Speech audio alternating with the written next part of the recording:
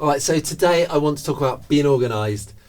This might seem really obvious to some of you, but I'd rather touch on it for those that this might not be obvious for, rather than just skip it and we don't talk about it. So you really, when you're running your own business, you need to be organised. You need to be really on it, or things you'll just start dropping balls all over the place. So, you might not keep good diary records of when students' lessons are, and people turn up for a lesson, you're not there, or I don't know, maybe your studio's not in a fit state. So I don't know. You just need to be really professional all the time.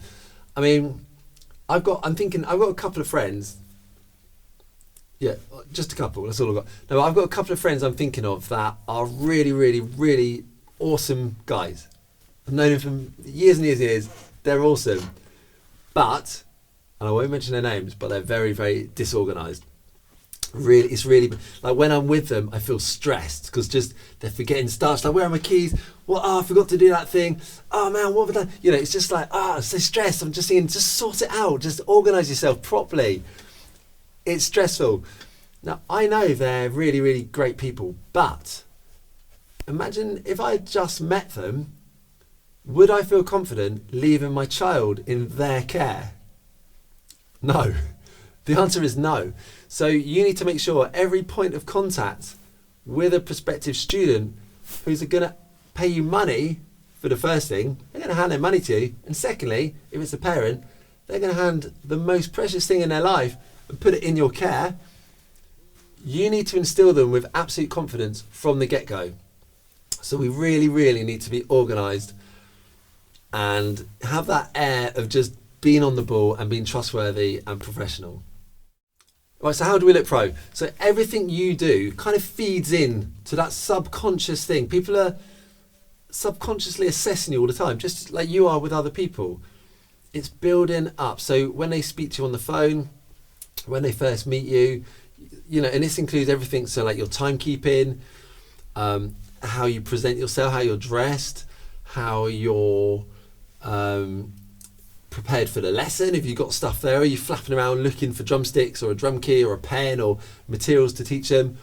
All of this kind of feeds into their overall view of you as a business person. So it's super important we get this right. So we're just going to look at a few things we can do to come across as being a total professional. Be prompt. It's obvious, right? But if they're turning up to you for a lesson, be there, have the studio turned on, lights are on, you're ready to go.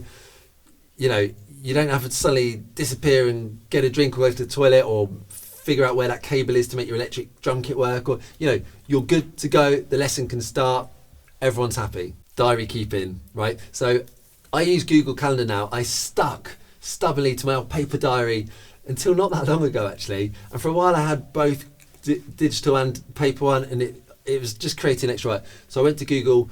But you need to keep a good diary, because it's not like I go to work Monday to Friday 9 till 5 now. You're going to have lessons at different times. You need to know who's coming when, and you really need to be on it. And at the end of each lesson, you can say to them, it encourages them to book another lesson. It's like, right, so when do you want the next lesson? Straight in the diary. They've booked to come back. You've organised it. And if you're using something like Google Calendar, for example, you could even share that event with them.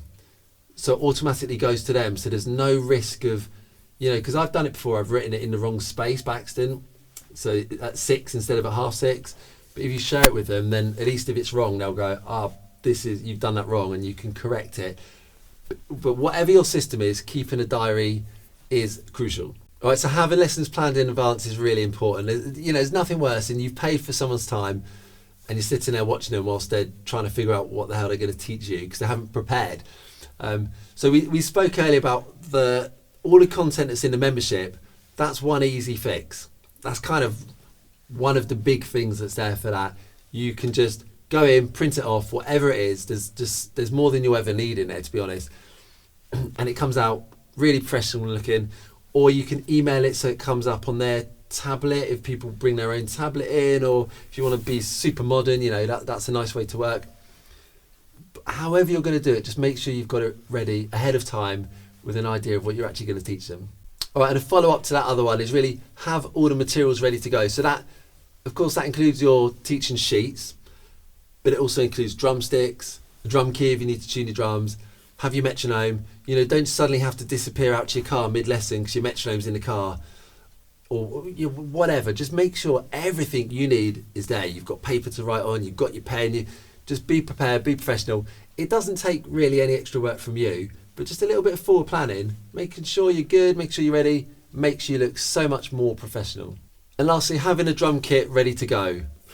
I know it's obvious, but look, maybe last night you had a gig and your drums are still in the car or something, or in your house, or maybe just the bass pedal and the cymbals are there or something. That's going to really annoy someone that's paying for your time if you have to go and get it. So it's part of the same thing we were talking about earlier, but just specifically talking about the drum kit itself. Make sure it's tuned and it's good to go. Okay, so the key thing there is just be prepared. I know this can seem obvious to some people, but I've met so many people that this just isn't obvious for, and it will wreck your business. It will wreck it. And the thing is, people probably won't complain. They probably won't. But what will happen is they'll just stop booking lessons, and then they'll start looking for other teachers, and maybe you'll find out later down the line they're still drumming with someone else, and that will really suck. And that will be because you were messing up on what are really the basics. So easy to rectify.